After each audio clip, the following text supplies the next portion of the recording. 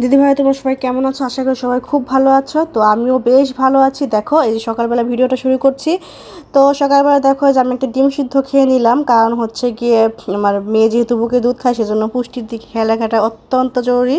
সেজন্য মানে ডিম দুধ প্রতিদিন মাস্ট বি আমাকে খেতেই হয়। আর দেখো, আর এক কাপ চা না খেলে সকালবেলাটা মনে হয় মানে ভালো লাগে না, চাঙ্গা চাঙ্গা মুড, মানে ফ্রেশ মুড হয় না আর কি, ভালো লাগে না। তো দেখো এখন আমি চা খেয়ে নিব। তো চা করেছি আমাদের তিনজনের জন্যই। আর চায়ের জলটা আজকে একটু বেশি হয়ে গিয়েছে, মাপটা মানে একটু বেশি দিয়েছিলাম। তো এর জন্য দেখো বারবার এটা থেকে ওটা, ওটাতে ওটা ঢালছি মানে।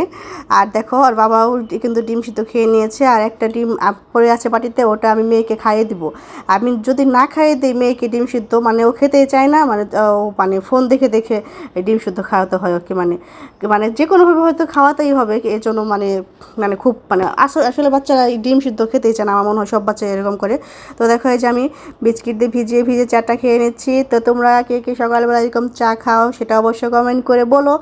আর সবাই মানে সবাই তো সকালবেলা চা খায় সেটা জানি, কিন্তু তারপরেও বলো যে দিদি ভাই হ্যাঁ আমিও খাই।